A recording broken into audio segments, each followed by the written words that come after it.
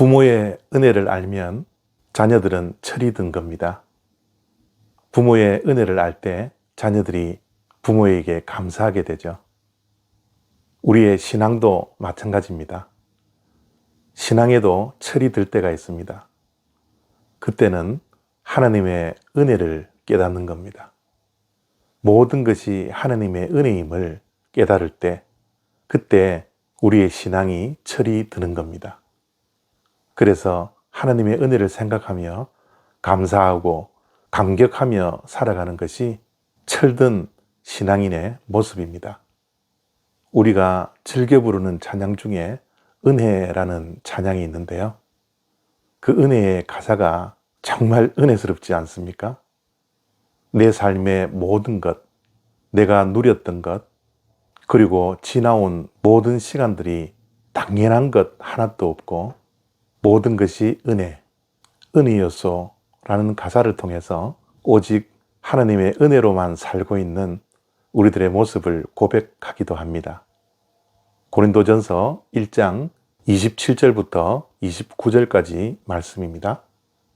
그러나 하나님께서 세상에 미련한 것들을 택하사 지혜 있는 자들을 부끄럽게 하려 하시고 세상에 약한 것들을 택하사 강한 것들을 부끄럽게 하려 하시며 하나님께서 세상에 천한 것들과 멸시받는 것들과 없는 것들을 택하사 있는 것들을 폐하려 하시나니 이는 아무 육체도 하나님 앞에서 자랑하지 못하게 하려 하심이라. 아멘. 하나님께서 우리를 부르시고 택하시고 구원하신 사람들을 보라고 바울은 말씀하고 있습니다. 하나님께서는 미련한 것, 약한 것, 천한 것, 멸시받는 것들을 택하시고 부르셨다라는 것이죠. 하나님은 왜 이런 자들을 부르실까요? 아무도 자랑치 못하게 하려 하심이라. 모든 것이 하나님의 은혜라는 것을 알기 위함입니다.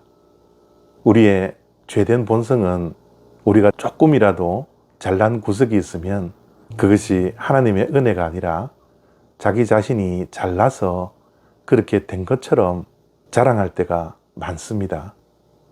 그래서 우리는 힘 자랑을 하고요, 돈 자랑을 하고요, 지식 자랑을 하고요, 자식 자랑, 건강 자랑 등등 정말 잘난 척 하면서 의시되고 교만하게 살아갈 때가 얼마나 많이 있습니까?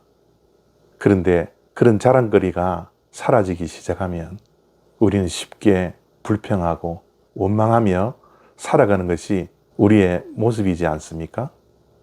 그래서 사도 바울은 그런 것들이 우리의 자랑거리가 되어서는 안 된다라는 거죠. 우리의 자랑거리는 오직 하나님의 은혜뿐입니다. 십자가의 은혜를 우리가 자랑해야 합니다. 이것을 깨닫는 것이 얼마나 힘이 드는지요. 이렇게 하나님의 은혜뿐임을 고백하며 감사하는 것이 우리 신앙에 철이 드는 것인데 이 철드는 것이 얼마나 어려운지요. 우리 모두가 신앙에 철이 들기를 축복합니다. 나의 나된 것은 모든 것이 하나님의 은혜라는 사실을 날마다 아니 순간마다 기억하고 우리가 자랑할 것 하나님의 은혜뿐임을 알고 신앙에 철이 들어 하나님께 감사하고 찬양하며 하나님 바라보며 믿음으로 승리하는 모든 인생의 발걸음이 다 되시기를 바랍니다. 감사합니다.